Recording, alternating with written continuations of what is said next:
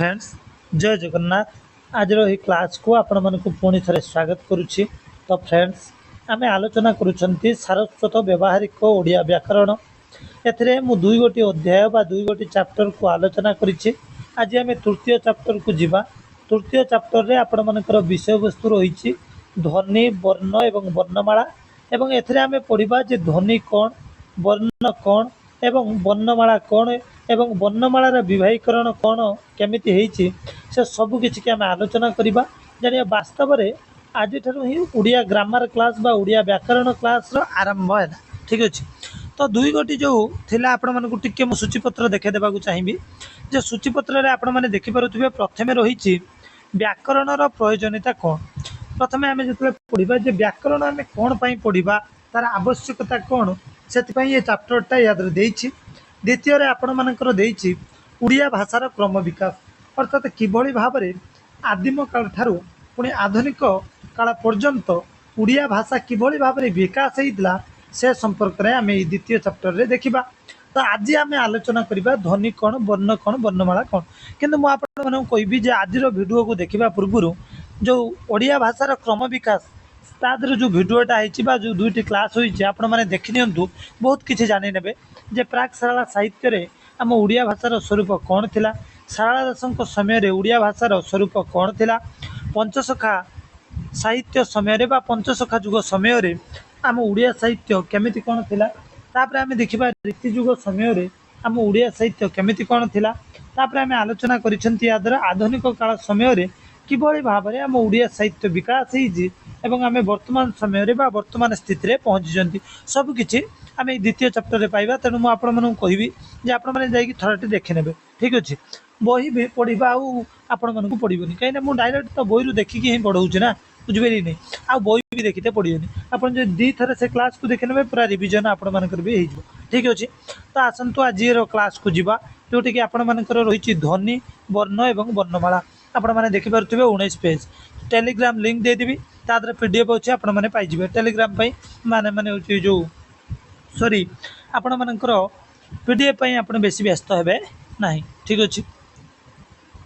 तो 19 पेज को चलंतु आमे सीधा सड़क हमर कथावार्ता 19 पेज बा 19 पृष्ठा चलंतु बस विषय वस्तु रे पहुंच गले जे ध्वनि वर्ण एवं वर्णमाला। देखो ध्वनि क्या कहवा आपण मैंने मुझर पढ़ाऊँच आपको आपड़ किसी साउंड शुणीते पाँच से साउंडटा है मोरी साउंड माने मो वॉइस माने मु जोटा कहूँ मो शब्द से शब्द गुड़ी को ही आम ध्वनि कहीपर। ठीक अच्छे। जो साउंडटा आपण मानक शुभुची जोटा माने आपण कान रे जाइए पहुँचुची मुझे कहूँ जोटा आपण मान मस्तिष्क को जाऊँगी से जो ध्वनि सेटा ही हूँ ध्वनि बुझिपारे कथा। आम जो कथा कहूँ से गोटे ध्वनि मध्यम जाऊँगी तरंग मध्यम ध्वनिर तरंग एटा को कहती जहाँ भी हो। तो देखा आम बहीर किभଳି भाव देइछि एवं गोटी गोटी करके आलोचना मध्य करिबा। देखो प्रथमे आम पढ़ा ध्वनि कौन। देख प्रभातर शय्या त्याग ठारू रात्रिर शय्या ग्रहण पर्यंत मनुष्य नाना ध्वनि शुणा पाई थे। बही आमको कहवाई चाहूँगी जे आम सकाळु प्रभात मान कौन सकाळ सकाळर जो आम शय्या त्याग करती जो बिछणार उठाती पुणी पुणी बिछना को जीवा पर्यंत माने बिछना उठिबार पुणी बिछना राति बिछना को जीवा पर्यंत दिन सारा बहुत किछि ध्वनि शुणा पाई था। ठीक अच्छे। प्रकृति राज्य रे अहरह विभिन्न ध्वनि सृष्टि होछि एवं प्रकृतिर विभिन्न प्रकार ध्वनि सृष्टि होछि सेनिक प्राकृतिक शब्द भी हो पारे अप्राकृतिक शब्द मध्य अनेक हो पारे। ठीक अच्छे।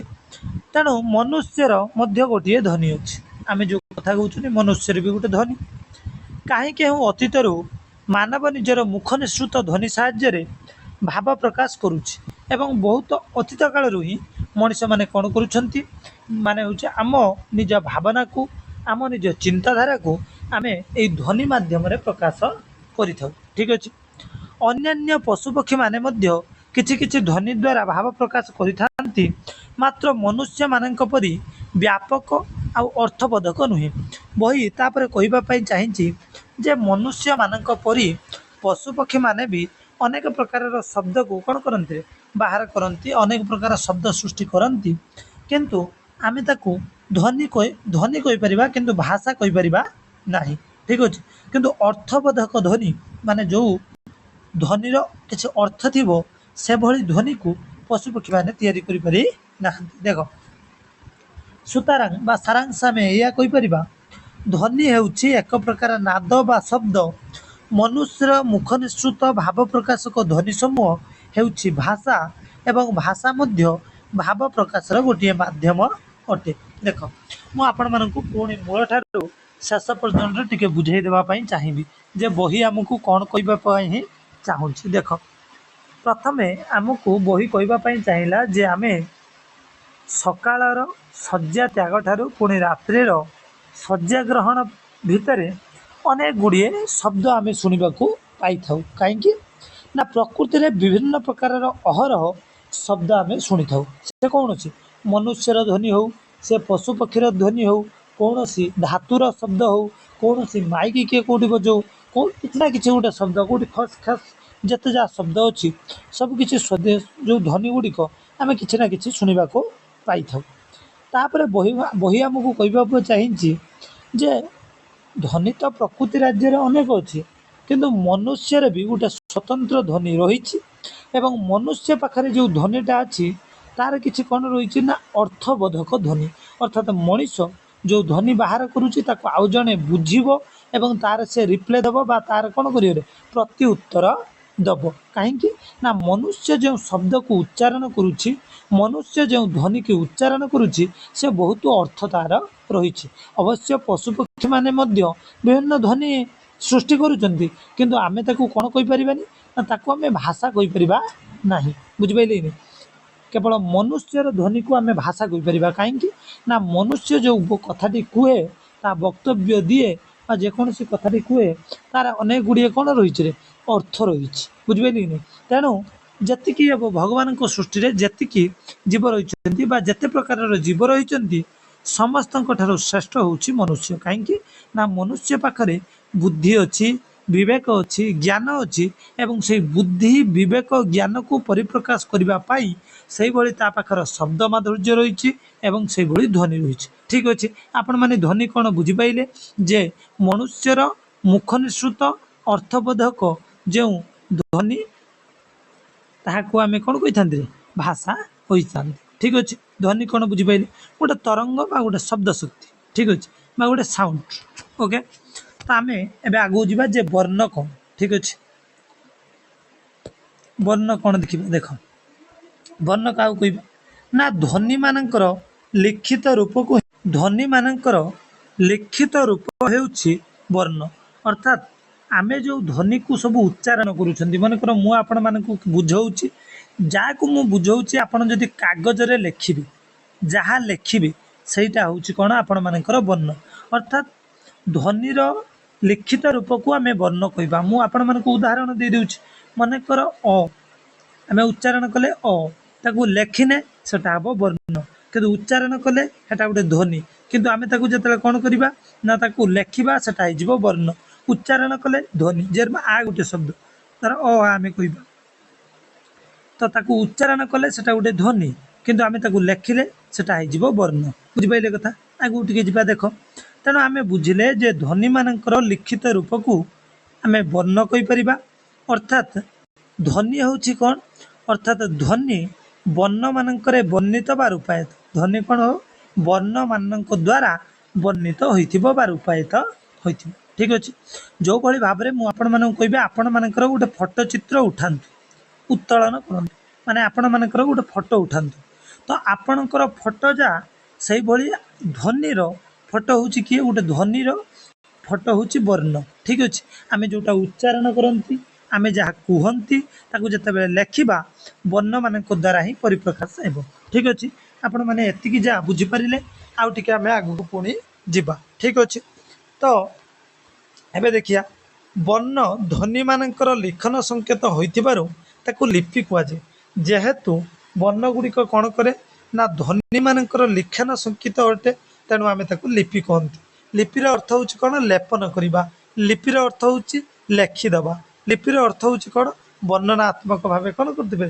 तले लेपन करवा ठीक अच्छे तेणु आमे जानिले कौन वर्ण कौन ध्वनि कौन आ लिपि कौन ठीक अच्छे वर्णर अन्य नाम अक्षर जी वर्ण ताको आम अक्षर कहवा ठीक अच्छे। तेणु विभिन्न भाषा विभिन्न संख्यक वर्ण थाए जमीक English alphabet A B C D E F G ये सब हूँ कौन गोटे गोटे वर्ण ठीक अच्छे।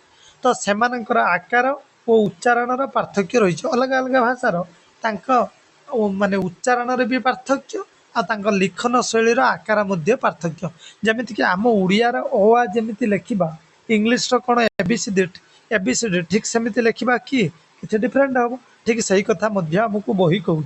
एथरू आपण मैंने जाने जे मनुष्यर अर्थबोधक जहाँ उच्चारण करे आम कौन कहती रे ना आम ध्वनि कहती। यही ध्वनि को आम जिते लिखित रूप से लेखती ताकू वर्ण कहती अक्षर कहती लिपि कहती ठीक अच्छे। तो ये पर्यंत आपण मैंने जाने ध्वनि कौन वर्ण कौन एवं आम जा वर्णमाला ठीक अच्छे। बहुत बहुत धन्यवाद आगे आगू जा तो आम ए वर्णमाला को जा ठीक अच्छे। क्लास टी लंबा हो पाए किंतु आपण मैंने पेसेंस धरिकी रुहतु देखूँ यही बहीटार सबकि रही ओके। देख वर्णमाला कौन ए देखा देख ओडिया भाषा लेखापढ़ा 49 बा 49 गोटी वर्ण व्यवहृत होउछि। शुण ये जो 49 गोटी अलग अलग बही अलग अलग कौटी 52 अच्छी कौटी 51 रही कौटी 49 रही किंतु सारस्वत ओडिया व्यावहारिक व्याकरण में एठी आमर आपण मानकर देखिपे 49 गोटी वर्ण कथा कहुई ठीक अच्छे। तेणु 49 आपण मैंने लिखे देख 49 गोटी जो वर्ण रही देख यही वर्ण समुदाय को उड़िया भाषा रे वर्णमाला कहुए ठीक अच्छे। वर्णमाला कौन मुझे कहूँ शुण गोटे गोटे गोटे ये सब सब कौन गोटे गोटे वर्ण तो ये गोटे गोटे वर्ण को जोड़ी देने हो वर्ण मानकर माला वर्ण मानकर कौन ले माला मनकर जन्म फूल को ये गोटे फूल ये गोटे फूल ये गोटे फूल ये गोटे फूल आम अलग अलग फूल करदे या गोटे सूतार आम कौन करदे गुंथिदेले ये हो कौन माला ठीक से वर्णमाला वर्णमाला अर्थात वर्ण मानकर ये गोटे हूँ माला बा वर्ण मानकर ये गोटे समष्टि की आम कौन कह वर्ण मानकर समष्टि को वर्णमाला कहवा ठीक अच्छे। आपण मैंने बुझीपारे एवं उड़िया भाषा 49 गोटी वर्ण व्यवहृत होर उड़िया 49 इंग्लीश की जीवा 26 T A B C D E F G H I आपण मैंने जानते 26 टी आम उड़िया भाषा 49 टी सर अलग अलग भाषा वर्णमाला अलग अलग हो पारे ठीक अच्छे। जेहेतु आम उड़िया भाषा विषय उड़िया ग्रामर पढ़ुंट उड़िया व्याकरण पढ़ुंट तेणु उड़िया कथा कहवा ठीक अच्छे। देख कौन कौन ये 49 गोटी वर्ण देखा वर्णमाला जो 49 टी रही कौन कौन देख अ आ हर्षई दीर्घई हर्षौ दीर्घौ रु एटी रु रु नाई ए ओई उ औ क ख ग घ उ च छ वर्गेज झ निय ट ठ ड ढ मूर्धन त थ द ध दन्तेन प फ ब भ म जिय य र ଳିୟ ल एटा जो आउ गोटे ब एक अवर्गीय ब कहते हैं पढ़ा जाए वो ठीक अच्छे। वो स तालबेश मुद्रेश दंतेश ह तापर कौन है क्ष गोटे ना मन रखि क्ष कहीं पूरा जुताक्षर कहुए कौन से सब मुझे ठीक अच्छे। ह क्ष अनुसारे विसर्ग चंद्रबिंदु विसर्ग चंद्रबिंदु आपड़ पचारे क्ष कहीं ना से विषय में आपको कहि वर्णमाला विवाहीकरण बेले यही सहित आप टेंशन ने जे आप क्ष छाड़देले क्ष छाड़देले था जोटा छाड़े तार किसी रिजन थी ओके। आग जा रुहतु आगर पढ़ीचे जे ध्वनिर लिखित रूप वर्ण आम जानी जे जति गुड़िए ध्वनि आम व्यवहार कर लिखित रूप को वर्ण कहुए मात्र 49 गोटी मात्र 49 गोटी वर्णर 49 गोटी ध्वनि नहीं अवश्य आम देखुं 49 गोटी कौन अच्छे वर्ण अच्छी किंतु ध्वनि बा वर्णर ध्वनि 49टा ना बुझिपारे कि नहीं किंतु आमे आमे आगु पढ़ी की आसिले कौन ध्वनिर लिखित रूप हूँ वर्ण मात्र आम उड़िया भाषा को जो आसिया अवश्य 49 गोटी कौन अच्छे वर्ण अच्छी किंतु ध्वनि 49टी ना केतटा अच्छी आम देखा देख जमीक हर्षई दीर्घई उच्चारण कौन हम से ई उच्चारण हम ଯେମିତିକି ଜ ଗୋଟେ ଅନ୍ତସ୍ଥୟ ଜ ବୁଝିବେ, ବର୍ଗେ ଜ ଗୋଟେ ଅନ୍ତସ୍ଥୟ ଜ, ଉଚ୍ଚାରଣ ହେବ କ'ଣ ଜ। ସାର୍ ମୋ 3ଟା ସ ରହିଛି, ତାଲବେଶ, ମୁଦ୍ରେଶ, ଦନ୍ତେଶ, କିନ୍ତୁ ଉଚ୍ଚାରଣ କ'ଣ ସବୁ ହେବ ସ, ବୁଝିପାରିଲେନି। ତେଣୁ 49ଟି ନାହିଁ, ଯେମିତିକି ପାଣି, ବାଣୀ, ଜଳ, ଯଶ, ଶଗଡ଼, ଷଣ୍ଢ, ସହର, ବୁଝିପାରିଲେନି। ସବୁ ସ ଏକା ପ୍ରକାର ଉଚ୍ଚାରଣ ହୁଅନ୍ତି, ବୁଝିପାରିଲେନି। ତ ଯାହା ବି ହଉ ଆମେ ଏଥିରୁ ସାରାଂଶ ଜାଣିଲେ ବର୍ଣ୍ଣମାଳା, ଯେ ବର୍ଣ୍ଣ ଗୁଡ଼ିକର ମାଳକୁ ହିଁ ବର୍ଣ୍ଣମାଳା କହିପାରିବା। ବର୍ଣ୍ଣମାନଙ୍କର ସମଷ୍ଟିକୁ ବର୍ଣ୍ଣମାଳା କହିବା। ଓଡ଼ିଆ ଭାଷାରେ 49 ଗୋଟି ବର୍ଣ୍ଣ ରହିଛି। ଅବଶ୍ୟ 49 ଗୋଟି ବର୍ଣ୍ଣ ରହିଛି, କିନ୍ତୁ 49 ଗୋଟି ଧ୍ୱନି ନାହିଁ, ଠିକ୍ ଅଛି।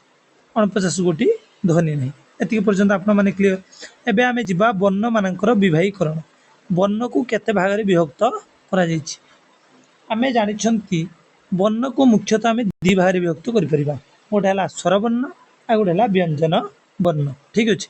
ତାପରେ ତାର ବି ବର୍ଗୀକରଣ ଅନୁସାରେ ହେବ, ଯେମିତିକି ବର୍ଗୀୟ ବ୍ୟଞ୍ଜନ, ଅବର୍ଗୀୟ, ସବୁ ଅଲଗା ଅଲଗା ଆମେ ସବୁ ଦେଖିବା, କିନ୍ତୁ ଗୋଟେ ଆପଣ ଜାଣନ୍ତୁ ମୋଟାମୋଟି ଭାବରେ ଗୋଟେ ହେଲା ସ୍ୱରବର୍ଣ୍ଣ ଆଉ ଗୋଟେ ହେଲା ବ୍ୟଞ୍ଜନ ବର୍ଣ୍ଣ। ଦେଖ, ଓଡ଼ିଆରେ ବ୍ୟବହୃତ ବର୍ଣ୍ଣମାନଙ୍କୁ 2 ଭାଗରେ ବିଭକ୍ତ କରାଯାଇଛି। ଗୋଟିଏ ଆପଣମାନଙ୍କର ସ୍ୱରବର୍ଣ୍ଣ, ଅନ୍ୟଟି ହେଉଛି ଆପଣମାନଙ୍କର ବ୍ୟଞ୍ଜନ ବର୍ଣ୍ଣ, ଠିକ୍ ଅଛି। ଦେଖ, ସ୍ୱରବର୍ଣ୍ଣ ଆମେ କାହାକୁ କହିବା, ପ୍ରଥମେ ଆସିବା ସ୍ୱରବର୍ଣ୍ଣ। ସ୍ୱରବର୍ଣ୍ଣ କାହାକୁ କହିବା, ଦେଖ ନା ସ୍ୱରବର୍ଣ୍ଣ କାହାକୁ କହିବା, ବଢ଼ିଆ ସଂଜ୍ଞା ଦେଇଛି ୟା ଦେହରେ। ଦେଖ, ଅନ୍ୟ ବର୍ଣ୍ଣର ସାହାଯ୍ୟ ନ ନେଇ ଉଚ୍ଚାରିତ ହେଉଥିବା ବର୍ଣ୍ଣମାନଙ୍କୁ ସ୍ୱରବର୍ଣ୍ଣ କୁହାଯାଏ। ଅର୍ଥାତ୍ ଆମେ ଜାଣିଲେ କ'ଣ ସ୍ୱରବର୍ଣ୍ଣ କାହାକୁ କହିବା, ନା ଯେଉଁ ବର୍ଣ୍ଣ କୌଣସି ଅନ୍ୟ ବର୍ଣ୍ଣର ସାହାଯ୍ୟ ନ ନେଇ ଆପକୁ ଆପେ ନିଜେ ନିଜେ ଉଚ୍ଚାରିତ ହୁଏ, ତାକୁ ହିଁ ଆମେ ସ୍ୱରବର୍ଣ୍ଣ କୁହନ୍ତି। ତାହେଲେ ସ୍ୱରବର୍ଣ୍ଣ ହେଉଛି ଇଣ୍ଡିପେଣ୍ଡେନ୍ସ, ସେ କାହା ଉପରେ ଡିପେଣ୍ଡେନ୍ସ ନୁହେଁ, କାହା ଉପରେ ସେ କ'ଣ ନୁହେଁ, ଡିପେଣ୍ଡେନ୍ସ ନୁହେଁ, ଯେ ସେ ଆଇଲେ ମୁଁ ଯିବି ସେସବୁ କିଛି ନାହିଁ। ସ୍ୱରବର୍ଣ୍ଣ ହେଲା ପୁରା ଏକଦମ କନଫିଡେଣ୍ଟ ମେ, ସିଏ କାହାରିକି ଅପେକ୍ଷା କରିବନି, ନିଜେ ନିଜେ ହିଁ ଉଚ୍ଚାରିତ ହେବ, ତାକୁ ହିଁ ଆମେ ସ୍ୱରବର୍ଣ୍ଣ କହିବା। ଯେ ଅନ୍ୟ ବର୍ଣ୍ଣର ସାହାଯ୍ୟ ନ ନେଇ ନିଜେ ନିଜେ ଉଚ୍ଚାରିତ ହୁଏ, ଆମେ ତାକୁ ସ୍ୱରବର୍ଣ୍ଣ କହିପାରିବା, ଠିକ୍ ଅଛି। ଦେଖ, ଓଡ଼ିଆ ଭାଷାରେ ସ୍ୱରବର୍ଣ୍ଣ କେତୋଟି ଅଛି, ନା ଓଡ଼ିଆ ଭାଷାରେ ସ୍ୱରବର୍ଣ୍ଣ ଆପଣମାନଙ୍କର 11ଟି ଅଛି। କ'ଣ କ'ଣ ସେ 11ଟି?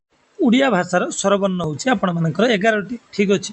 ଯେମିତିକି ଆପଣମାନଙ୍କର ଅ, ଆ, ହର୍ଷେଇ, ଦୀର୍ଘଇ, ହର୍ଷଉ, ଦୀର୍ଘଉ, ରୁ, ଏ, ଓଇ, ଉଅ, ଓ, ଠିକ୍ ଅଛି। ଏ 11ଟି ହେଉଛି କ'ଣ ସ୍ୱରବର୍ଣ୍ଣ, ଠିକ୍ ଅଛି। ଅ ଠାରୁ କେତେ ପର୍ଯ୍ୟନ୍ତ, ଓ ପର୍ଯ୍ୟନ୍ତ, ଓକେ। ପ୍ରାଚୀନ ବ୍ୟବହାରରେ ଥିବା ଦୀର୍ଘରୁ, ମାନେ ପୁରୁଣା, ମାନେ ପ୍ରାଚୀନ ଯଦି ଆମେ ବର୍ଣ୍ଣମାଳାକୁ ଯିବା, ସେଠି ରୁ ଆଉ ଲୁର ପ୍ରଚଳନ ବର୍ତ୍ତମାନ ହେଉନାହିଁ। ତେଣୁ ମୁଖ ଗହ୍ୱରର ବାକ୍ ଯନ୍ତ୍ର ଦେଇ ସ୍ୱରବର୍ଣ୍ଣ ଗୁଡ଼ିକ ଉଚ୍ଚାରିତ ହେଲାବେଳେ ନିର୍ବୋଧରେ ଉଚ୍ଚାରିତ ହୋଇଥାନ୍ତି, ଠିକ୍ ଅଛି। ଆମକୁ ଗୋଟେ ଫ୍ୟାକ୍ଟ ଦେଲା, ତ ମୋଟାମୋଟି ଭାବରେ ଜାଣିଲେ ସ୍ୱରବର୍ଣ୍ଣ ହେଉଛି 11ଟି, ଏବଂ ସେଇ ସ୍ୱରବର୍ଣ୍ଣର ଗୋଟେ ଦୀର୍ଘ ରୁ ଆଉ ଲୁର ବ୍ୟବହାର ହୁଏ, ବର୍ତ୍ତମାନ ସେଟା ହେଉନାହିଁ। ଯେତେବେଳେ ସ୍ୱରବର୍ଣ୍ଣ ମୁଖ ଗହ୍ୱରରୁ ଉଚ୍ଚାରିତ ହେବ, ଆପକୁ ଆପେ ଅତି ସୁନ୍ଦର ଭାବରେ ଉଚ୍ଚାରିତ ହୋଇଯାଏ, ଠିକ୍ ଅଛି। ଆଗକୁ ଯିବା।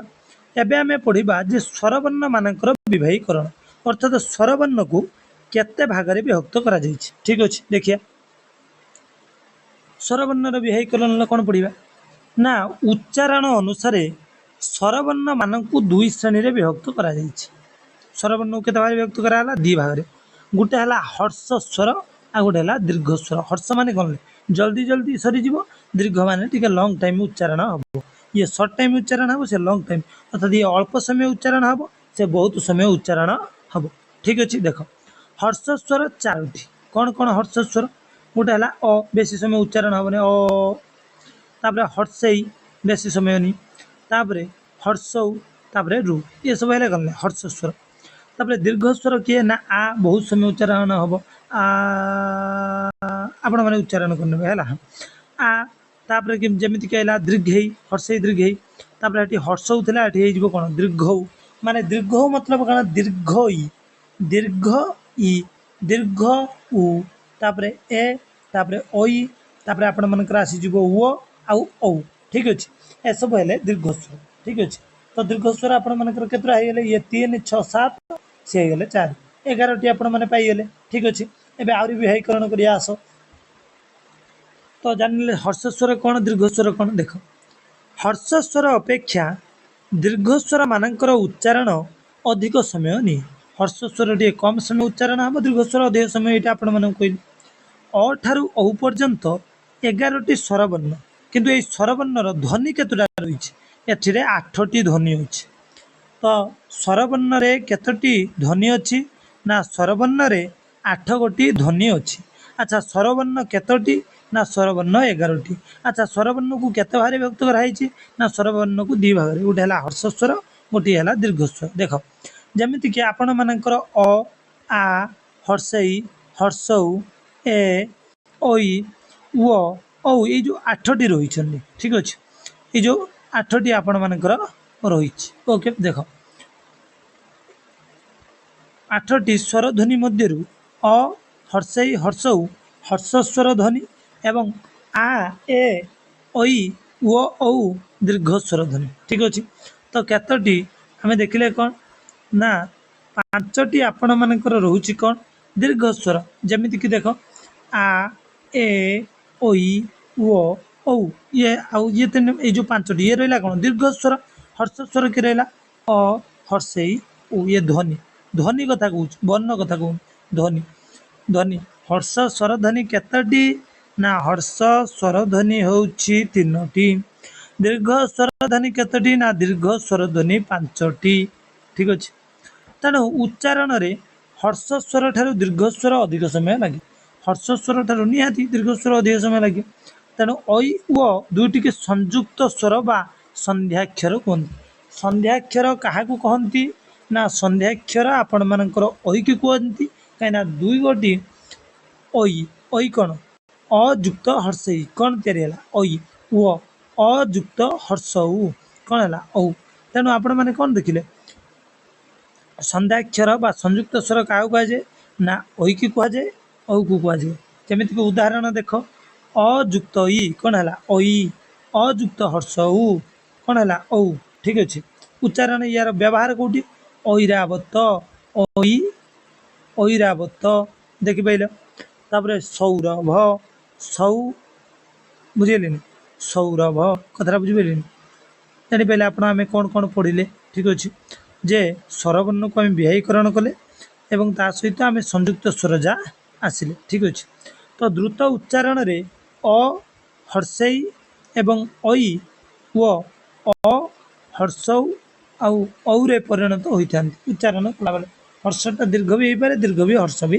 हो पारे ठीक अच्छे ओके आगे जावा एबे आमे आलोचना करिबा व्यंजन पन्न ठीक अच्छे आलोचना करिबा कौन व्यंजन पन्न ओके देख ता व्यंजन वर्ण को जीवा पूर्व मु भावुची स्वरवर्ण संपर्क रे आपण को टिके धारणा आउ थे देदी ठीक अच्छे स्वरवर्ण आम देखिले केते भागरे ना स्वरवर्ण होउची 11टी ठीक अच्छे यही 11 गोटी स्वरवर्ण को कौन करा जायछि ना 8टी ध्वनि एथिरे रही ठीक अच्छे पुणी स्वरवर्ण को दी भाग व्यक्त कराई गोटे है हर्षस्वर गोटे है दीर्घस्वर हर्षस्वर वर्ण हूँ 4टी दीर्घस्वर वर्ण हूँ के 7टी हर्षस्वर ध्वनि 3टी दीर्घस्वर ध्वनि 5टी बुझिपारे कथा तेणु आपण मानकर एतिकी पर्यंत फंडामेंटाल मु चाहूँगी क्लीयर हो सारी तो परवर्ती अवस्था आम व्यंजन वर्ण को बहुत सुंदर भाव में आलोचना करिबा ठीक अच्छे एवं व्यंजन वर्ण को जीवा ठीक अच्छे स्वरवर्ण संपर्क में आपण मैंने जान व्यंजन वर्ण को आलोचना करिबा ठीक अच्छे देख व्यंजन वर्ण क्या देख जो वर्ण गुड़िक स्वरवर्णर साहाय्य बिना उच्चारित हो पारती नहीं सेमानंकु व्यंजन वर्ण कहुए स्वरवर्णर संज्ञा देखी कौन ना जो वर्ण गुड़िकर कौन सी वर्णर सहायता नहीं कि उच्चारण हम किंतु एठी तार उल्टा कहूँ एठी कौन उल्टा कहूँ ना जो वर्ण गुड़िक स्वरवर्ण साहाय्य बिना उच्चारण हो पारे ना से व्यंजन वर्ण कहुए एथर आम मोटामोटी भाव में बुझिले व्यंजन वर्ण सदासर्वदा स्वरवर्णर सहायता नेले ही उच्चारित हो पारे ठीक अच्छे अर्थात स्वर सहित युक्त हेले व्यंजन गुड़िक उच्चारित होती स्वरवर्ण सहित युक्त हेले व्यंजन वर्ण उच्चारित हो पार ठीक अच्छे तेणु आम जानले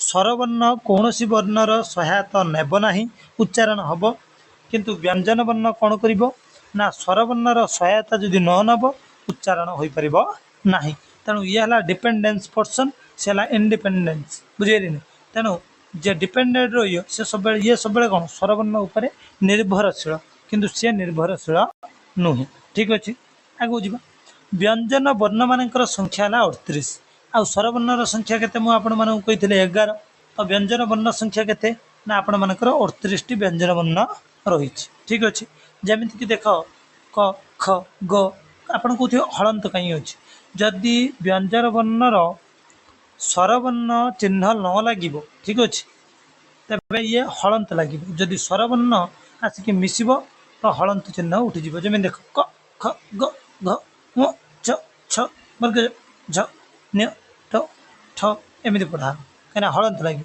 किंतु ये कौन कही एमती 38 टी व्यंजन वर्ण उच्चारण में किंतु जो जी 38 टी व्यंजन वर्ण रही से कौन होना 32 गोटी ध्वनि अच्छी कतोटी ध्वनि अच्छी स्वरवर्णर 11 टी स्वरवर्ण ध्वनि 8 टी किंतु ये हूँ कौन ना आपण मानकर 38 टी रही कौन व्यंजन वर्ण किंतु ध्वनि कतोटी रही आपण मानकर ना 32 गोटी ध्वनि आपण मानकर रही देख स्वरवर्ण संयुक्त है क ख आपण मैंने चिंता करूँ क पाखे कौन उच्चारण हो क पाखे कौन रोच अ तेणु कौन है क ख ग घ उ च उच्चारण कौन हो उच्चारण शुभुची आपण तो उच्चारण धीरे धीरे कले आप जाने व्यंजन वर्ण किभली भाव में स्वरवर्ण सहित मिसिकी रही जमीक ट ठ ड माने अटा उच्चारण होने देखिपे देख मौलिक ध्वनि ए लुप्त देख तापर क्ष कथा मुझे कही क्ष कथा आप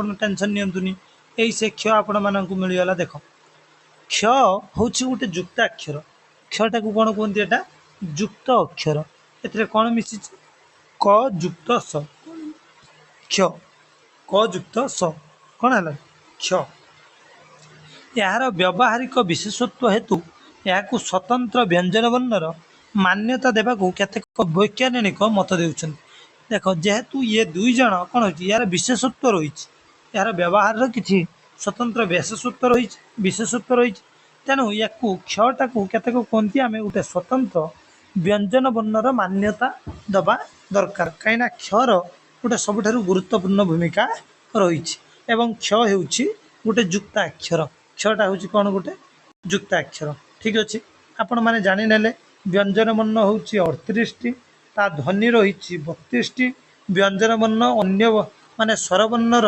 बिना सहायतार उच्चारण हो पार नहीं तेणु व्यंजन वर्ण सदा सर्वदा निर्भरशील थाए स्वरवर्ण उपरे ठीक अच्छे तापर मुझे देखली कौन क्ष हूँ गोटे जुक्ताक्षर एवं ये दुई गोटी शब्द मिलन में गठित गोटे है क आ गोटे हूँ स उच्चारण है क्ष बुझिपारे ये पर्यंत मुझे एवं आम पढ़ा व्यंजन वर्णर विभागीकरण अर्थात व्यंजन वर्ण को केते भाग में विभागीकरण कर व्यंजन वर्ण केते प्रकार ठीक अच्छे जरमा आम स्वरवर्ण को विभागीकरण कले दी प्रकार गोटे हर्षस्वर गोटे है दीर्घस्वर बुझिपारे से भाया व्यंजन वर्ण केते देखिए देख व्यंजन वर्णर विभागीकरण देख व्यंजन मानक ओके व्यंजन वर्ण मानक मध्यरु क ठारू म पर्यंत 25 टी स्पर्श वर्ण कहुए ये 25 टा को कौन कहुए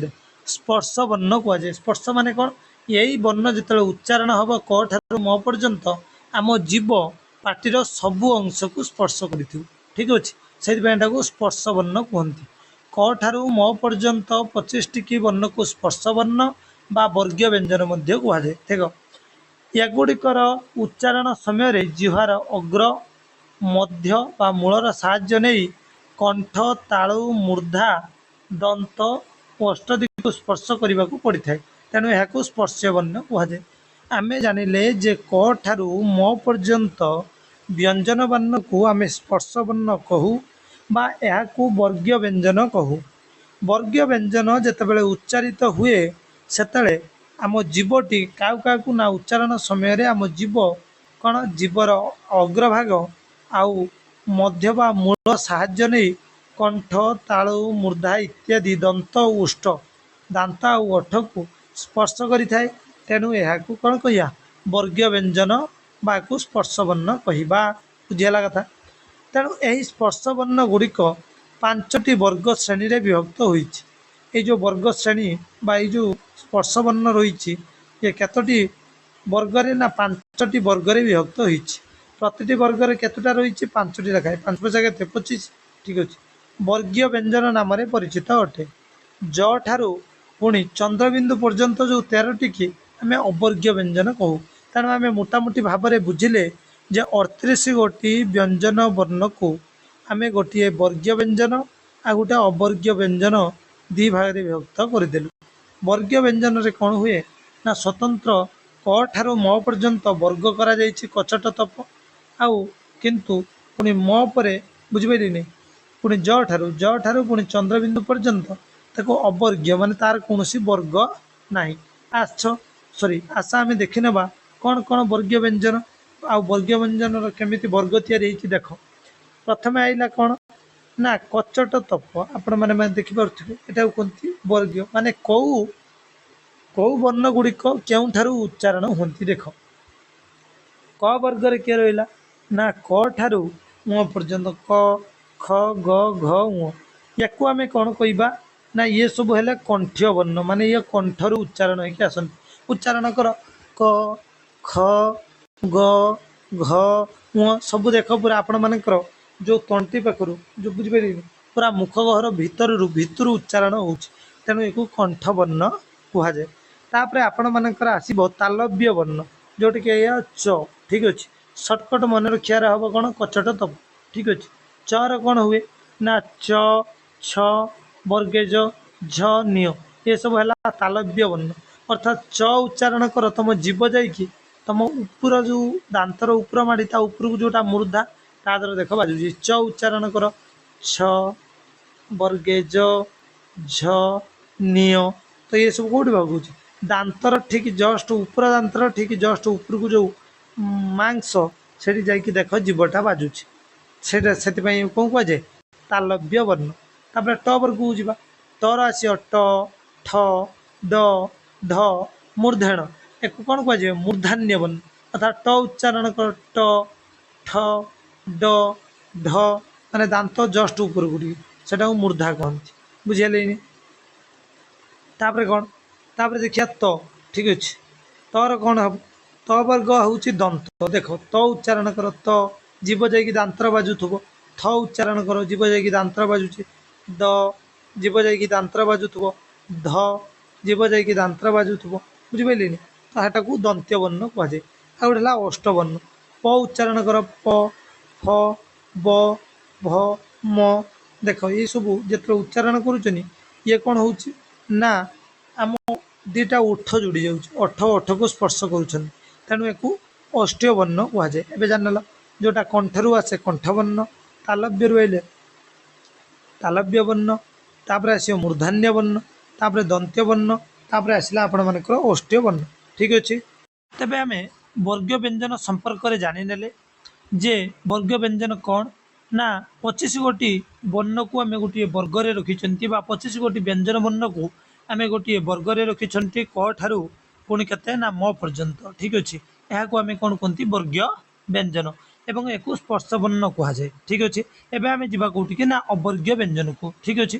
ପ୍ରଥମେ ଆମେ କ'ଣ କଲେ ନା ବ୍ୟଞ୍ଜନ ବର୍ଣ୍ଣକୁ ବିଭାଗୀକରଣ କଲେ। ବ୍ୟଞ୍ଜନ ବର୍ଣ୍ଣ ଦୁଇ ପ୍ରକାର, ଗୋଟିଏ ହେଉଛି ବର୍ଗୀୟ ଆଉ ଗୋଟେ ହେଉଛି ଅବର୍ଗୀୟ। ତ ବର୍ଗୀୟ ବ୍ୟଞ୍ଜନ ଆମେ ଦେଖିନେଲେ। ଏବେ ଆମେ ଯିବା ଅବର୍ଗୀୟ ବ୍ୟଞ୍ଜନକୁ, ଅର୍ଥାତ୍ ଯାହାର କିଛି ବର୍ଗ କରାଯାଇ ନାହିଁ। ଠିକ୍ ଅଛି। ଦେଖ ଅବର୍ଗୀୟ ବ୍ୟଞ୍ଜନ କ'ଣ, ଯେମିତିକି ମୁଁ ଆପଣମାନଙ୍କୁ କହିବି ଆପଣ କେଉଁଠି ଗୋଟେ ଯାଇଛନ୍ତି। ଠିକ୍ ଅଛି। ଗୋଟିଏ ଜାଗାରେ ପୁରା ଲାଇନ୍ ଦିଆହେଉଛି, ପୁରା ଧାଡ଼ି ଥିବ ଆଉ ଗୋଟେ ଜାଗାରେ ଧାଡ଼ି ଥିବନି। ବୁଝିପାରିଲେନି। କିଛି ଲାଇନ୍ ଦେଇତେ ପଡ଼ିବନି। କଥାଟା ବୁଝିପାରିଲେନି। ଯେମିତି ସେମିତି ଯିବ। ତ ବର୍ଗୀୟ ବ୍ୟଞ୍ଜନ ହେଉଛି ଲାଇନ୍ରେ ଥିବା ବର୍ଣ୍ଣ, ଅବର୍ଗୀୟ ହେଉଛି ବେଧାଡ଼ି ମାନେ ଧାଡ଼ିରେ ନାହିଁ। ଠିକ୍ ଅଛି। ଆସନ୍ତୁ ତ ଦେଖିବା ଅବର୍ଗୀୟ ବ୍ୟଞ୍ଜନ ହେଉଛି 13ଟି ଏବଂ ସେ 13ଟି କେମିତି କେମିତି ସବୁ ବିଭାଗୀକରଣ ହେଇଛି ଆମେ ତାକୁ ଦେଖିବା। ଠିକ୍ ଅଛି। ଦେଖ ଅବର୍ଗୀୟ ବ୍ୟଞ୍ଜନର ବିଭାଗୀକରଣ ଦେଖ। ଅବର୍ଗୀୟ ବ୍ୟଞ୍ଜନ ମାନଙ୍କର କୌଣସି ବର୍ଗ ନାହିଁ। ଏଥିରେ ୟାଦ ରହୁଛି ମୋ କଚଟ ତପ ବର୍ଗ ଥିଲା, ଏଥିରେ କୌଣସି ବର୍ଗ ନାହିଁ। ଅର୍ଥାତ୍ ସେଗୁଡ଼ିକ ଉଚ୍ଚାରଣ ସ୍ଥାନ ଭିନ୍ନ ଭିନ୍ନ। ତେଣୁ ତାର ଉଚ୍ଚାରଣ ଯେମିତି ହେବ ସେ ସେମିତି ହେବ, ତାର କୌଣସି ନାହିଁ ସ୍ୱତନ୍ତ୍ର ବର୍ଗ ନାହିଁ। ଠିକ୍ ଅଛି। ମାନେ ସେ କ'ଣ କଣ୍ଠ, ତାଳୁ, ମୂର୍ଦ୍ଧା ଦେଇକି ଉଚ୍ଚାରଣ ହେଉଥିଲା, କିନ୍ତୁ ୟାର ସେମିତି କିଛି ନାହିଁ। ଯୋଉଠି ପାରି ସେଇଠି ଉଚ୍ଚାରଣ ହେବ। ଦେଖ କିନ୍ତୁ यही अवर्ग्य व्यंजन को उच्चारण स्थान अनुसार आम अलग अलग कर ठीक अच्छे।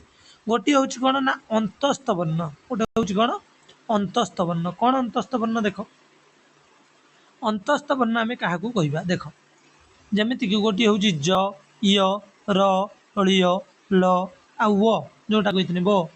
तो उच्चारण क्षेत्र में एगुड़िक स्वर आ व्यंजन वर्णर मध्यवर्ती होइथिबारु एक अंतस्थ वर्ण, यह अर्धस्वर नाम परिचित, एक अर्धस्वर कहुए कहीं ना अधे यादर स्वर वर्णर झलक, अधे यादर व्यंजन वर्णर झलक आम देखा पाती, तेणु एक कौन कहुए अंतस्थ वर्ण। ठीक अच्छे, अंतस्थ वर्ण कौन आप जाने जे यही जो वर्ण गुड़िक रही जमीक आपणकर ज य र य ल व एगुड़ा कौन स्वर वर्ण आ व्यंजन वर्णर मध्यवर्ती होइथिबारु एक आम कौन कह मझी माने अधा स्वर अधा व्यंजन, तेणु एक अंतस्थ वर्ण कहते।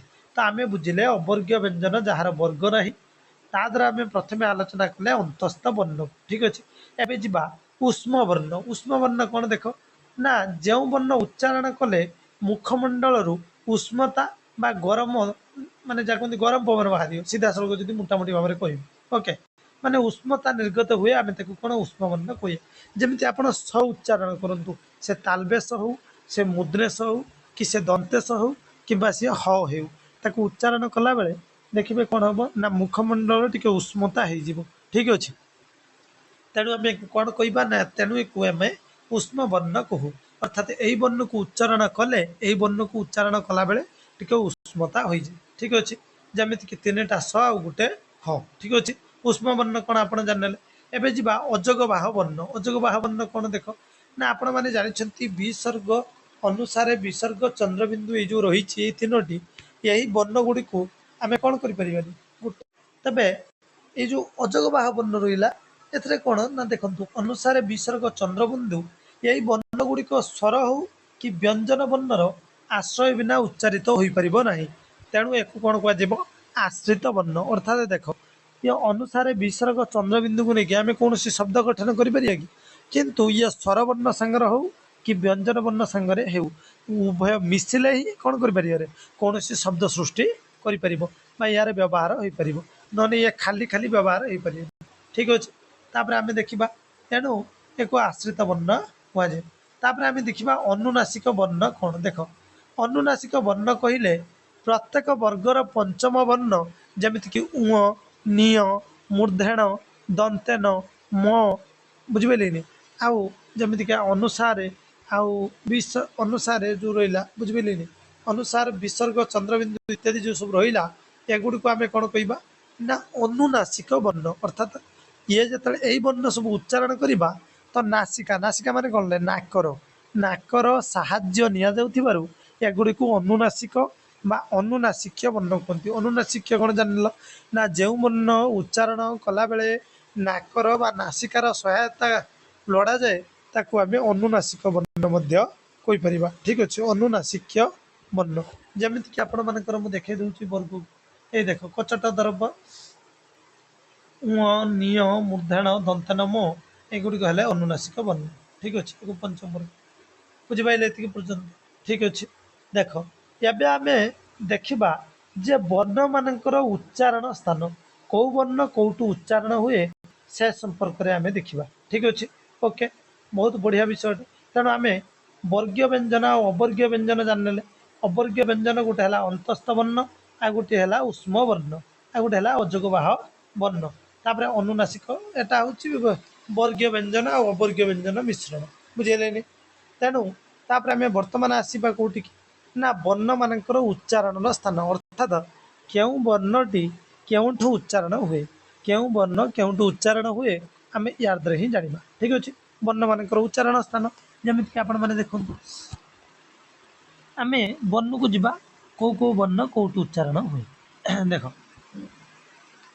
आम आ अ आ क ख ग घ ङ ह आउ रहा कौन अनुसार एगुड़िक कौटू उच्चारण हम कंठ बा कंठ्य वर्ण, एगुड़िक हूँ कौन कंठ्य वर्ण। देखिए रखिदेवी आपण मानकर हर्षई दीर्घई च छ वर्गेज झ आउ ज आउ य स एगुड़िक हूँ तालु तालव्य वर्ण। कंठवर्ण किए जाने तालव्य वर्ण किए जाने एक सब तालव्य वर्ण कहुए। सर्ट क्वेश्चन पकईदेव क गोटे केउ वर्ण आपण मैंने कहिए कौन कंठीय वर्ण। च गोटे कौ वर्ण तालव्य वर्ण। ठीक अच्छे तापरे रु ट ठ ड ढ मूर्धन स एगुड़िक मूर्धा आपण मैंने जदि जानीपारे मूर्धार उच्चारण हुए तेणु को मूर्धन्य वर्ण कहुए। देखो गोटे ट्रिक कौच आपको जिते मनकर ये शब्द गुड़ी उच्चारण करेंगे देखले आप जापार कौ वर्ण कौटू उच्चारण करेंगे बहुत धीरे उच्चारण करेंगे। ठीक अच्छे जमीक रु देखिए जीवटा कौटी जा बाजुची ट ठ देखिए जीवटा पूरा मुड़िकी जाकि दात उपर गोटे देख कुंची कुंचिका होता जीवटा बाजुची है तालव्य मतलब सॉरी मूर्धा। ठीक अच्छे तापर आपण मानकर दंत्य वर्ण जमीक दातर बाजुथो जीवटा जमी गोटे वर्ण उच्चारण करिया उच्चारण बेले दातर बाजुथो ताको आम दंत्य वर्ण कहवा। जमीक आपण मानकर त थ ध दंतेन स एक आम दंत्य वर्ण कहवा। ठीक अच्छे दंत्य वर्ण पर आसीगला कौन देख हर्षौ तापर आसला दीर्घ प फ ब भ म एगुड़िक है अष्टवर्ण माने एगुड़िक उच्चारण जो हुए उठर उठर बेसी विशेषत्व ए थाए। तापर ए आउ ये कंठ तालुर मिशामिशी तेणु या कौन कह कंठ तालव्य वर्ण। कंठ तालव्य वर्ण किए ए आउ हूँ कंठ तालव्य वर्ण। ठीक अच्छे तापर रे आम क्या देखिया ना कंठ आउ अष्ट औ एथरे कौन कौन लगे माने कौटा कंठ भी लगे आउ अष्ट लगे तेणु को कंठस्थ्य वर्ण कहुए। कंठस्थ्य वर्ण क्या कहुए ना को कंठस्थ्य ताल कंठ तालव्य क्या कहुए ए की कहुए। ठीक अच्छे अंतस्थ ब वो जोड़ा सेटा दंत आउ ओष्ठ तेणु एक दंतेष्ट्य वर्ण आम कहवा। अच्छा अनुसार चंद्रबिंदु कौन मुख आउ नासिकार को एक अनुनासिका कहुए कौन मुख नासिका हो अनुनासिक्य वर्ण कहुए। ठीक अच्छे तापर 10 नंबर आइला आपण मानकर निय मूर्धन दंतेन म एगुड़िक कौन ना ये जो पंचम वर्ग रहा ये कंठ तालु आसी कंठ तालु आउ नासिका तेणु एक कौन अनुनासिक्य वर्ण ये भी जीव। ठीक अच्छे एतिक पर्यंत आप जाने जे क्यों वर्ण क्यों उच्चारण होती किए कंठरू किए तालू माने किए कंठव्यर्ण किए तालव्य वर्ण किए मूर्धन्य वर्ण किए दंत्य वर्ण किए अष्टवर्ण किए कंठ तालव्य वर्ण किए कंठस्थ्य वर्ण किए दंतेष्ट वर्ण किए मुख माने अनुनासिक्य वर्ण किए कंठ तालु अनुनासिक्य वर्ण किए नासिक्य वर्ण एक सब आपण मैंने जाने।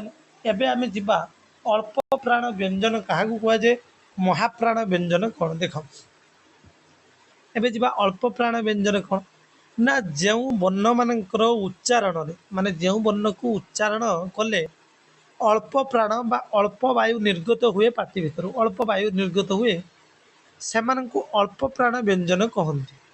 प्रत्येक वर्गर तृतीय पंचम वर्ण अल्प प्राण व्यंजन कौ प्रत्येक वर्गर आम तृतीय आउ पंचम को देखिया तृतीय पंचम केते प्रथम तृतीय पंचम। ठीक अच्छे ये सब होती कौन ना अल्प प्राण व्यंजन देखिए आस प्रथम तृतीय पंचम कौ कौ वर्ण रोचे आपण मानक देखे दूचे प्रथम तृतीय पंचम प्रथम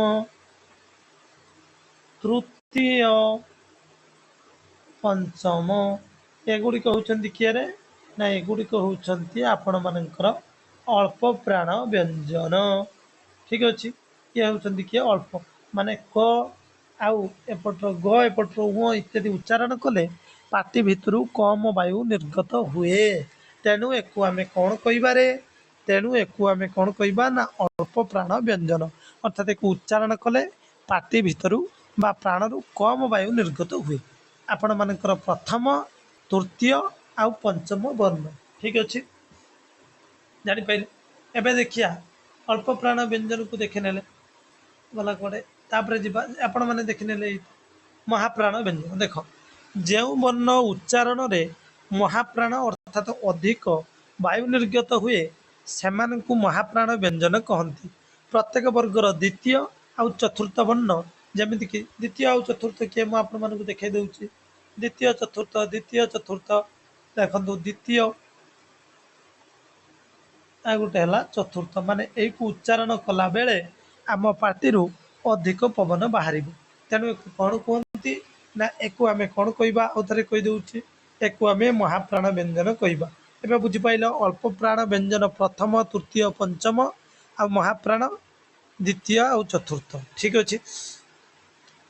तो अल्प प्राण महाप्राण जान अल्प प्राण अर्थात जो वर्ण को उच्चारण कले पार्टी भितर बा प्राणर अल्प वायु निर्गत हम ताको अल्प प्राण एवं जो वर्ण को उच्चारण कले आम पार्टी जोर जोर अधिक पवन बाहर आम ताको महाप्राण व्यंजन कहते। एवं आसिया अघस व्यंजन कौन सघस व्यंजन कौन देख अघस व्यंजन क्या कहवा ना जो वर्ण गुड़िक उच्चारण जो वर्ण गुड़िक उच्चारण में स्वरतंत्री कंपित हो न था माने उच्चा गोटे वर्ण को उच्चारण करिया किंतु आम स्वरतंत्री कंपन सृष्टि हम ना सेगुड़ को आम अघस व्यंजन कहती।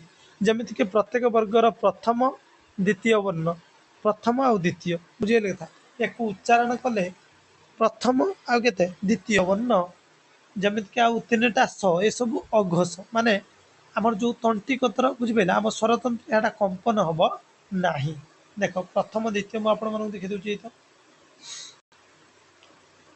यही प्रथम एवं सॉरी प्रथम आउ द्वितीय कथा कहला ना ठीक अच्छे प्रथम द्वितीय ठीक अच्छे या उच्चारण कले स्वरतंत्र कंपन सृष्टि हम ना एवं जहाँ को जो वर्ण गुड़िक उच्चारण में स्वरतंत्री कंपित होता है सेगुड़ी को सघस कहवा जदि उच्चारण नहला अघस जदि स्वरतंत्री कंपन सृष्टि है ताको सघस कहवा।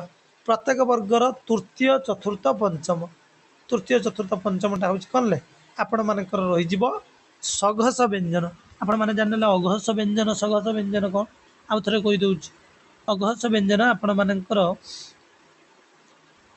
यही प्रथम द्वितीय रहा कौन ये अघस आउ ये बाकी जे रहा ये है सघस माने एक उच्चारण कले कौन हुए ना आम स्वरतंत्र कंपन सृष्टि हुए।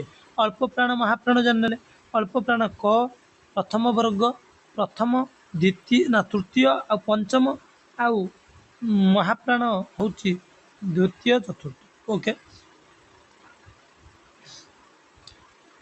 तापर आपण मानकर जीवा आम कौटी की ना ड ढ को जीवा एत व्यतीत ज र ळ व सघस व्यंजन ओके। एबे आम ड ढर आम सब प्रत्येक जो वर्ण रही विशेषत्वटा को आम जाना देख ड आउ ढ ठीक अच्छे ड ढ शब्दर प्रथम अक्षर ड आउ ढ होते ही उच्चारण हुए जदि शुण ड आउ ढ थी किंतु शब्दर प्रथम अक्षर रे जदि ड ढ होते जो उच्चारण हुए पर थिले भिन्न उच्चारण हुए जमी डबा डमरू डाहाण बाड़ देख ये उच्चारण है कौन डमरू डब्बा डाहाण किंतु एपटर है कौन बाड़ गड़ ठीक अच्छे सड़क ढग थे भिन्न उच्चारण हुए देख ना ढग धामणा आउ कढ़ दाढ़ इत्यादि देख टी चेंज शब्द अलग शुभुव कई कई द्वितीय प्रकार उच्चारण ड आउ ढ तले बिंदु दे लिखती कि जमीक छड़ पढ़ा कहीं बिंदु दि जाए जापारे माने अलग प्रकार उच्चारण छड़ पढ़ा ड ढ वो अधबिंदु थी ड आउ ढर प्रयोग में कौन से अर्थगत परिवर्तन घटे ना तेणु अधबिंदु विजुक्त बा अधबिंदु युक्त ड ढ दुई प्रकार वर्ण नुहति ठीक अच्छे। तेणु आप चिन्ह देले भी खुशी नदेले भी खुशी सेमती किसी गुरुत्व ना देख च आउ ड देख च आउ ड ढ को अनुसरण करी कहीं कहीं च तले बिंदु दे था यह एक भूल व्यवहार देख च तले बिंदु दब ना यहाँ भूल व्यवहार च तले अधबिंदु ना बुझिपारे क्लीयर कर दूँ कौटी कौन आ गोटे आमको विशेष देला फैक्ट गुड़िक जमीक आपण मानकर उ निय आउ मूर्धाण आउल यही चारोटी वर्ण शब्दर प्रथम अक्षर रूपे केवे व्यवहृत हेबेनि आपण देखो उ को नगे कौन शब्द शुणी मूर्धाण को नगे शुणी ळ को नगे भी हम बुझे से उ नियर व्यवहार केतोटी शब्द मात्र सीमित जमीक आकांक्षा कौटार उर व्यवहार आकांक्षा बांकमय नंज तत्पुरुष जाचज्ञा ବର୍ଣ୍ଣମାଳାରେ ଥିବା ଏହି ବର୍ଣ୍ଣ ଦୁଇଟିର ଆଉ ସ୍ୱତନ୍ତ୍ର ଉଚ୍ଚାରଣ କିଛି ନାହିଁ। ଏଇ ଦୁଇଟାର ଉଚ୍ଚାରଣ ଅଛି, ବୁଝିହେଲେନି। ତେଣୁ ଉଁ ଆଉ ନିଅ ଖାଲି ବେକାର ପଡ଼ୁଛନ୍ତି ଓଡ଼ିଆ ଲୋକ, କେଉଁଠି ବେଶୀ ବ୍ୟବହାର ନାହିଁ। ତାପରେ ମୂର୍ଦ୍ଧଣ କଥା କହିବି। ମୂର୍ଦ୍ଧଣ ଯୁକ୍ତାକ୍ଷରରେ ମୂର୍ଦ୍ଧଣ ଉଚ୍ଚାରଣ ନ ହୋଇଥାଏ। ଯଦି ଆମେ ଣର ଉଚ୍ଚାରଣ ଯେତେବେଳେ କରିବା ଯୁକ୍ତ ଅକ୍ଷରରେ ଦନ୍ତେନ, ଯେତେବେଳେ ଯୁକ୍ତାକ୍ଷର ଯୋଡ଼ିବା ଏଠି ଦନ୍ତେନ ହୋଇଯିବ। ମୂର୍ଦ୍ଧଣ କେଉଁଥିରେ ପରିଣତ ହୋଇଯିବ? ଦନ୍ତେନରେ। ଯେମିତିକି କାରୁଣ୍ୟ, ନ ଉଚ୍ଚାରଣ ହେଲା କାରୁଣ୍ୟ। ପନ୍ନକୁ ପନ୍ନ ପଡ଼ିଲେ ତଣ୍ଟିକି ତଣ୍ଟିକି ତଣ୍ଟି, ବୁଝିଗଲେ, ତଣ୍ଟି। ତେଣୁ ଉଁ ନିୟ ମୂର୍ଦ୍ଧଣ ଦନ୍ତେନ ମ ବର୍ଗର ପଞ୍ଚମ ବର୍ଣ୍ଣ ଏବଂ ଅନୁସାରେ ଆଉ ଚନ୍ଦ୍ରବିନ୍ଦୁ ଏହି ବର୍ଗ ଗୁଡ଼ିକୁ ଅନୁନାସିକ୍ୟ ବର୍ଣ୍ଣ କହନ୍ତି। ଆମେ ତ ଏଇଟା ମୂଳଠୁ ଜାଣିଛନ୍ତି ଏଗୁଡ଼ିକୁ ଅନୁନାସିକ ବର୍ଣ୍ଣ, କାରଣ ଉଭୟ ମୁଖ ଗହ୍ୱର ଏବଂ ନାସିକା ସାହାଯ୍ୟରେ ଉଚ୍ଚାରଣ ହୁଅନ୍ତି। ମୁଖ ଗହ୍ୱର ମାନେ ମୁହଁ ଆଉ ନାସିକା ନାକରୁ ଉଚ୍ଚାରଣ ହୁଅନ୍ତି, ତେଣୁ ଏକୁ ଅନୁନାସିକ ବର୍ଣ୍ଣ କୁହନ୍ତି। ତାପରେ ହେଲା ଦନ୍ତେନ ଆଉ ମ। ଦେଖ ୟାର ବ୍ୟବହାର କେଉଁଠି ହୁଏ? ଦେଖ ଦନ୍ତେନ ମ ଏହି ବର୍ଣ୍ଣ ଦ୍ୱୟ ଅନୁନାସିକ ମାତ୍ର ଶବ୍ଦ ଆଦ୍ୟରେ ରହିଲେ ଅନୁନାସିକ ହୋଇନଥାଏ। ଇଏ ଅନୁନାସିକ କିନ୍ତୁ ଶବ୍ଦ ଆଗରେ ରହିବ ଯଦି ଅନୁନାସିକ ହେବନି। ଜନ ବର୍ଣ୍ଣ ଶବ୍ଦରେ ନ ଅନୁନାସିକ କ'ଣ? ଜନ ଆଉ ବର୍ଣ୍ଣ ଶବ୍ଦରେ କ'ଣ? ନଟା ଅନୁନାସିକ, କିନ୍ତୁ ନଜର ଶବ୍ଦ ନବ ଶବ୍ଦରେ ନ ଅନୁନାସିକ ନୁହନ୍ତି। ନୟନ ଏହି ଶବ୍ଦର ପ୍ରଥମେ ନ ଅନୁନାସିକ ନୁହେଁ, ମାତ୍ର ଶେଷ ନଟି ଅନୁନାସିକ ଅଟେ। ପ୍ରଥମ ଦନ୍ତେନ ଯଦି ଥିବ ଏଟା ଅନୁନାସିକ ହେବନି, କିନ୍ତୁ ପରେ ଥିନେ ଅନୁନାସିକ ହୋଇପାରେ। ସେହିପରି ମଧୁରେ ମ ଅନୁନାସିକ ଅଟେ, ନା ମଧୁରେ ମ ଅନୁନାସିକ ନୁହେଁ, କିନ୍ତୁ ରାମରେ ମଟା ଅନୁନାସିକ ହେବ। ତାପରେ ଦେଖିବା ଜ ଆଉ ୟର ଫରକ। ବେଶୀ କିଛି ନାହିଁ, ଖାଲି ଛୋଟ ଛୋଟ ଫ୍ୟାକ୍ଟ, ବୁଝିପାରିଲେନି। ଗୋଟେ ଦେଇଛି ଆଉ ଜାଣିବା ପାଇଁ। ଦେଖ ଜ ଆଉ ୟର ଉଚ୍ଚାରଣ। ଜ ମାନେ ତାର ବ୍ୟବହାର କେମିତି? ଓଡ଼ିଆ ବର୍ଣ୍ଣମାଳାରେ ଏଇ ଦୁଇଟି ପୃଥକ ବର୍ଣ୍ଣ, ଗୋଟେ ହେଲା ଜ ଆଉ ଗୋଟେ ହେଲା ୟ। ଉଭୟର ସ୍ୱତନ୍ତ୍ର ପ୍ରୟୋଗ ରହିଛି। ଯେମିତି ଯଥା, ଯମୁନା, ଯାତନା, ଲୟ, କାୟ, ଶୟନ। ପୁନଶ୍ଚ ଏହି ବର୍ଣ୍ଣଦ୍ୱୟର ଉଚ୍ଚାରଣ ମଧ୍ୟ ବି ସ୍ୱତନ୍ତ୍ର, ଜ ଆଉ ୟ। ତାପରେ ଆମେ ଦେଖିବା ଳ ଆଉ ଲର ଫରକ। ଳ ଆଉ ଲ କେମିତି? ଦେଖ ଳ କେଉଁଠି ଉଚ୍ଚାରଣ ହେବ ଆଉ ଲ କେଉଁଠି ବ୍ୟବହାର ହେବ? ଓଡ଼ିଆ ଭାଷାରେ ଏଇ ଦୁଇଟି ପୃଥକ ବର୍ଣ୍ଣ ଲ ଆଉ ଳ। ଉଚ୍ଚାରଣ ଓ ଲିଖିତ ରୂପରେ ଏ ଦୁଇଟି ପରସ୍ପର ଠାରୁ ଭିନ୍ନ। କାହିଁକିନା ଲର ଲାଞ୍ଜ ଅଛି, ଳର ଲାଞ୍ଜ ନାହିଁ। ଯଥା ସକାଳ, ଦେଉଳ, ଫଳ, ଲମ୍ବ, ଲେଉଟିଆ, କାଲ, ବୁଝିଲେ। ଅର୍ଥ ପ୍ରକାଶ ଦୃଷ୍ଟିରୁ ବର୍ଣ୍ଣ ଦୁଇଟି ମଧ୍ୟ ଭିନ୍ନ। ଯେମିତିକି ପାଲ, ପାଳ, ପାଳି, ପାଲି, ବୁଝିଲେନି, ଅଲଗା ଅଲଗା ହେଉଛି। ତାପରେ ହେଲା ଓ ମାନେ ଛୋଟ ବ। ଆମ ଭାଷାରେ ଅବର୍ଗୀୟ ବ ଯେଉଁଟାକୁ କୁହନ୍ତି ଛୋଟ ବ ସ୍ଥାନରେ ଏହି ନୂତନ ଲିପି ଓର ବ୍ୟବହାର କରାଯାଉଛି। ବିଶେଷତଃ କେତେକ ଦେଶୀ ବିଦେଶୀ ଶବ୍ଦର ଲେଖା ପାଇଁ ଏହି ବର ଆବଶ୍ୟକତା ରହିଛି। ଦେଶୀ ଆଉ ବିଦେଶୀ ଶବ୍ଦ କେତେଟା? ଯେମିତିକି ବେୱା, ୱାର୍ଧା, ହାୱା, warrant, railway, watch, Warren Hastings, ତାପରେ ୱାଟର, ତାପରେ କ'ଣ କନୱାର୍ସିଂ, ଆୱାଜ, ଏଇସବୁ ଶବ୍ଦରେ ଏଇ ଓର ବ୍ୟବହାର। ତାପରେ ହେଲା ବିସର୍ଗ। ଦେଖ ବିସର୍ଗର ବ୍ୟବହାର କେଉଁଠି? ନା ଆପଣମାନଙ୍କର ବିସର୍ଗ, ଓଡ଼ିଆ ଭାଷାରେ ବିସର୍ଗର ସ୍ୱତନ୍ତ୍ର ଉଚ୍ଚାରଣ କିଛି ନାହିଁ। ବିସର୍ଗ ଯୁକ୍ତ କେତେକ ଶବ୍ଦ ଥିଲେ ମଧ୍ୟ ଉଚ୍ଚାରଣରେ ବିସର୍ଗର ପରିପ୍ରକାଶ ଘଟେ ନାହିଁ। ଯେପରି ଦୁଃଖୀ ବିସର୍ଗର ଦୁଃଶାସନ, ଦୁଃସାହସ, ଦୁସ୍ଥ, ନିଶ୍ୱାସ, ନିଃସୃତ। ଶବ୍ଦଗୁଡ଼ିକ ଯଥାକ୍ରମେ ଦୁଃଖୀ, ଦୁଃଶାସନ, ଦୁସ୍ଥ, ନିଶ୍ୱାସ, ନଶ୍ରୁତ ପରି ଉଚ୍ଚାରିତ ହୁଏ। ମାତ୍ର କେହି କ'ଣ କରନ୍ତି ନା ବିସର୍ଗ ଉପରେ ଜୋର ଦେଇ ଉଚ୍ଚାରଣ କଲେ ସେଠାରେ ବିସର୍ଗର ହ ଉଚ୍ଚାରଣ ଟିକେ ଆସେ। ତେଣୁ ସଂସ୍କୃତ ଶବ୍ଦାବଳୀରେ ଏହି ବିସର୍ଗର ବ୍ୟବହାର ଅଧିକ ଥାଏ। ସେଠାରେ ହର ରୂପ ଉଚ୍ଚାରିତ ହୁଏ। ଯେମିତି ରାମଃ, ମନଃ, ବକ୍ଷଃ, ପୟ, ବୁଝିଗଲେନି। ତାପରେ ହେଲା ଅନୁସାରେ ଆଉ ଚନ୍ଦ୍ରବିନ୍ଦୁର ପ୍ରୟୋଗ। ଦେଖ ଅନୁସାରେ ଆଉ ଚନ୍ଦ୍ରବିନ୍ଦୁ ଏହି ବର୍ଣ୍ଣଦ୍ୱୟ ଉଚ୍ଚାରଣରେ ସ୍ୱରବର୍ଣ୍ଣ ସହିତ ସର୍ବଦା ସଂଶ୍ଳିଷ୍ଟ। ଇଏ ସବୁବେଳେ କାହା ସହିତ ଯୋଡ଼ିକି ଥିବେ? ସ୍ୱରବର୍ଣ୍ଣ ସହିତ ରହନ୍ତି। କିନ୍ତୁ ଅନୁସାର ଚନ୍ଦ୍ରବିନ୍ଦୁ ଯୁକ୍ତରେ ଉଭୟ ସ୍ୱରକୁ ଆଶ୍ରୟ କରି ରହିଥାନ୍ତି। କିନ୍ତୁ ଇଏ କ'ଣ କରେ? ଅନୁସାରେ ହେଉ କି ଚନ୍ଦ୍ରବିନ୍ଦୁ ଇଏ ସ୍ୱରବର୍ଣ୍ଣ ହେଉ କି ବ୍ୟଞ୍ଜନକୁ ଆଶ୍ରୟ କରିକି ରହନ୍ତି। ତେଣୁ ସ୍ୱରରୁ ଏମାନଙ୍କୁ ପୃଥକ କରିହୁଏ ନାହିଁ। ଯଥା ହଂସ, ହଂସ, ମାଂସ, କଂସା, ଦଂଶନ, ଅଁଳା, କୁଆଁରୀ, ଚଅଁର, ଘାଉଁରୀ। ଏଣୁ ଏ ଦୁଇଟିକି ଅବିଭାଜ୍ୟ ବର୍ଣ୍ଣ ମଧ୍ୟ କୁହାଯାଏ। ଆଉ ତାପରେ ଶେଷରେ ଦେଲା ତିନୋଟି ସ କଥା। ଏହି ତିନୋଟି ବର୍ଣ୍ଣ ଉଚ୍ଚାରଣ ଓଡ଼ିଆରେ ପ୍ରାୟ ଶୋ ହୋଇଥାଏ। ତେଣୁ ବିଶେଷ କିଛି ଏଥିରେ ନାହିଁ। କେଉଁ ବର୍ଣ୍ଣ କିଭଳି ଭାବରେ ଉଚ୍ଚାରଣ ହେଲା ସେଇ କଥା ଆପଣମାନଙ୍କୁ ଦେଇଛି। ଏଠି ଦେଖନ୍ତୁ କ୍ୱେଶ୍ଚନ୍ କ'ଣ ଦେଇଛି, ଭାଷା କାହାକୁ କହନ୍ତି? ଆପଣମାନେ ଭାଷା କହିପାରିବେ ଯେ ମନୁଷ୍ୟ ମୁଖନିସୃତ ଅର୍ଥଯୁକ୍ତ ଧ୍ୱନିକୁ ଆମେ ଭାଷା କହିପାରିବା। ଠିକ୍ ଅଛି, ଯାହା ମାଧ୍ୟମରେ ମନୁଷ୍ୟ ନିଜର ଭାବ ପ୍ରକଟ କରେ। ବର୍ଣ୍ଣ କାହାକୁ କହିବା ନା ଭାଷାର ବା ଧ୍ୱନିର ଲିଖିତ ରୂପକୁ ବର୍ଣ୍ଣ କହିବା। ବର୍ଣ୍ଣକୁ ଅକ୍ଷର ଲିପି ମଧ୍ୟ କହିପାରିବା। ଓଡ଼ିଆ ବର୍ଣ୍ଣମାଳାରେ କେତୋଟି ବର୍ଣ୍ଣ ଅଛି? 49 ଗୋଟି ବର୍ଣ୍ଣ ଅଛି। ଓଡ଼ିଆରେ ସ୍ୱରବର୍ଣ୍ଣ କେତୋଟି? 11ଟି ଅଛି। ସେମାନଙ୍କର ଧ୍ୱନି କେତୋଟି? ନା 8ଟି।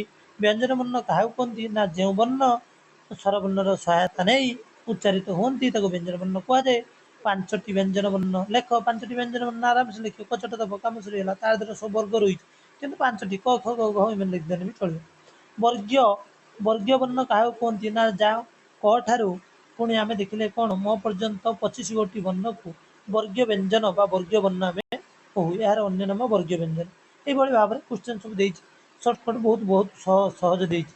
ଦିନେ ଆମେ ଏକ୍ସଟ୍ରା ଆଲୋଚନା ୟାକୁ କରିବା।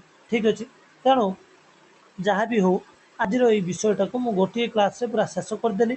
ଅବଶ୍ୟ କ୍ଲାସ୍ଟି ଟିକେ ଲମ୍ବା ହେଇଛି, କିନ୍ତୁ ବହୁତ ସୁନ୍ଦର। ଥରଟିଏ ଆପଣମାନେ ଦେଖିନେବେ, ଧ୍ୱନି ବର୍ଣ୍ଣ ଆଉ ବର୍ଣ୍ଣମାଳା ଉପରେ ଆପଣମାନଙ୍କର କୌଣସି ଡାଉଟ୍ ରହିବ ନାହିଁ। ଠିକ୍ ଅଛି, ସବୁକିଛି ମୁଁ ଏକ୍ସପ୍ଲେନ୍ କରିଦେଲି, ସବୁକିଛି ଆଲୋଚନା କରିଦେଲି। PDF ପାଇଁ ଟେଲିଗ୍ରାମରେ ଜଏନ୍ କରିଯିବେ, ଲିଙ୍କ୍ ମୁଁ ଦେଇଦେବି। ଠିକ୍ ଅଛି, ବହୁତ ଧନ୍ୟବାଦ ଫ୍ରେଣ୍ଡସ୍, ବହୁତ। ଠିକ୍ ଅଛି, ରହୁଛି, ଧନ୍ୟବାଦ।